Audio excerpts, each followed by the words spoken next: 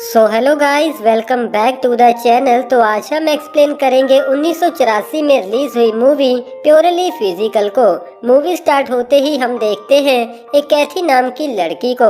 वैसे तो कैथी एक स्टूडेंट है, लेकिन अब थोड़े एक्स्ट्रा पैसे कमाने के लिए वो एक मोटल में अटेंडर का काम करना चाहती है। यहाँ पर अपनी साइकिल चलाते समय कैथी याद करती है कि उसने एप्लीकेशन फॉर्म में क्या क्या फिल किया है। यहाँ पर हमें पता चलता है कि Kathy art and science of journalism की स्टूडेंट है और राइटिंग उसकी हॉबी है। जिसके बाद कैथी वहाँ पर पूछे जाने वाले इंटरव्यू क्वेश्चंस के बारे में सोचती है। कैथी अपने मन ही मन में सोचती है कि अगर उन्होंने पूछा कि तुम्हें ये जॉब क्यों चाहिए, तो कैथी इसके जवाब में कहना चाहती थी कि थोड़ी एक्स्ट्रा मनी के लिए, और वो एक राइटर भी है। तो मोटल में नए नए लोगों से मिलने के बाद उसकी राइटिंग स्किल और भी अच्छी हो जाएगी। लेकिन बाद में इंटरव्यू के लिए कैथी को ये रीजन अच्छे नहीं लगते। अब कुछ टाइम बाद कैथी उस मोटल में पहुंच जाती है और वहां के ओनर वैंस से मिलती है। वैंस कैथी से उसका फॉर्म मांगता है। फॉर्म चेक करने के बाद वैंस पहले क्वेश्चन इंटरव्यू के तौर पर कैथी से पूछता है कि कहीं तुम एक हुकर तो नहीं हो। ये क्वेश्चन कैथी को थोड़ा अजीब लगता है, तो वैंस उसे बताता है कि पहले यहाँ पर काम करने वाली अटेंडेंट एक हुकर थी जिसने इस मोटल का अपने काम के लिए गलत फायदा उठाया था। तो मैं चाहता हूँ कि दोबारा ऐसी गलती ना हो। अब वैंस कैथी को जॉब देते हुए कहता है कि तुम्हें यहाँ पर शाम के 6 बजे से लेकर सुबह 6 बजे तक काम करना होगा। ये सुनकर कैथी खुश होते हुए वैंस से पूछती है कि इस काम को मैं कब से ज्वाइन कर सकती हूँ। तो वैंस कहता है कि आज रात से ही, लेकिन एक बात का ख्याल रखना, तुम कस्टमर की किसी भी बात में इंटरफेयर नहीं करोगी। जिसके बाद कैथी वापस घर आती है और फ्रेश अप होने के बाद मोटल में अपनी जॉब पर चली जाती है, जहां पर कैथी अपने पहले कस्टमर लिंकिन को रिसीव करती है, जो कि एक यंग बॉय है। वो कैथी से कहता है कि उसे एक रूम चाहिए। कैथी के पूछने पर लिंकिन बताता है कि मेरे साथ मेरी वाइफ भी है। फॉर्म साइन होने के बाद कैथी लिंकिन को उसके कमरे की चाबी दे देती है और उससे $32 भी मांगती है, जिसमें लिंकिन की पूरी जेब खाली हो जाती है। जिसके बाद लिंकिन अपनी चाबी लेकर अपने रूम की तरफ चला जाता है। लिंकिन को अटेंड करने के बाद कैथी अपनी बुक लिखने लगती है।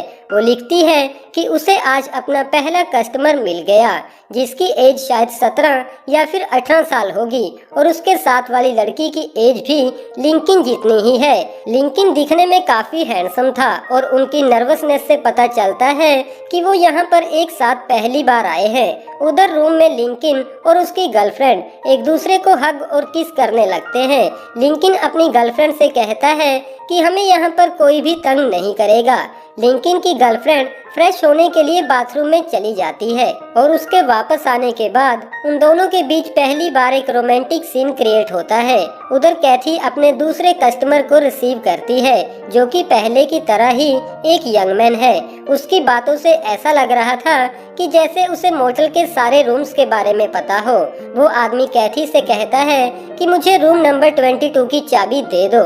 इसकी वजह पूछने पर वो आदमी बताता है कि मैं यहाँ पर सभी रूम्स को यूज कर चुका हूँ और रूम नंबर 22 इनमें से सबसे अच्छा है। वो आदमी कैथी से पूछता है कि तुमने ये जॉब कब से ज्वाइन की है, तो कैथी उसे बताती है कि आज से ही। वो आदमी कैथी से कहता है कि मैं हर हफ्ते इस मोटल को विजिट करता हूँ, अगर तुम चाहो तो मेरे साथ कहीं घूमने बाहर जा सकती हो।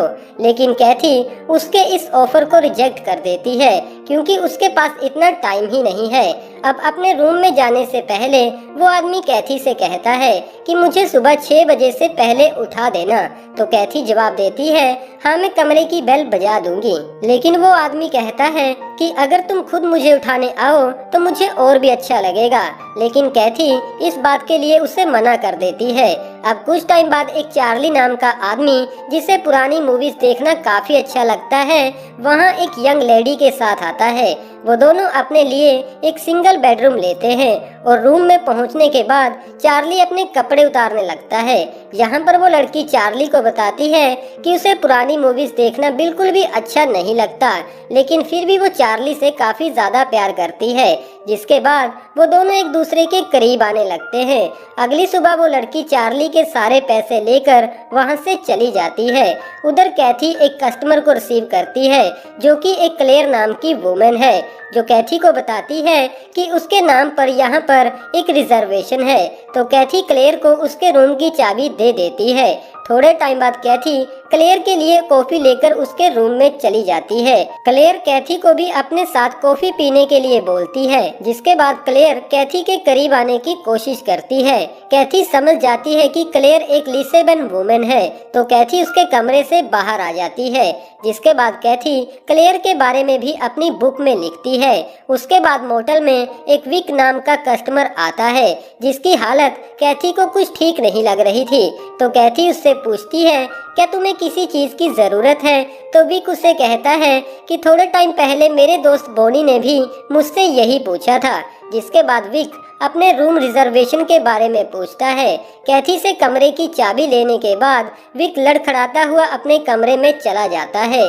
थोड़े टाइम बाद वहां पर दो हुक्कर लड़कियां आती हैं, जो कैथी से विक के रूम के बारे में पूछती हैं। तो कैथी कहती है कि मुझे नहीं लगता विक ने बोला था कि उसे यहाँ पर कोई मिलने आ रहा है। तो वो लड़कियां कहती हैं कि हमें यहाँ पर उसके फ्रेंड बोनी ने भेजा है। जिसके बाद कैथी उन्हें विक के रूम में भेज देती है। लेकिन थोड़े टाइम बाद कैथी को पता चलता है कि वो लोग यहाँ पर शेरिफ की कार लेकर आए हैं। तो वो विक के रूम में जाकर विक से कहती है कि ये एक रिस्पेक्टेबल मोटेल है। तो विक कैथी से कहता है कि ये लड़कियां भी काफी रिस्पेक्टेबल हैं, तो तुम यहाँ से जाओ, हमारे बीच यहाँ पर कुछ नहीं होने वाला। मैं तो बस इन लड़कियों को देखकर एंजॉय कर रहा हूँ।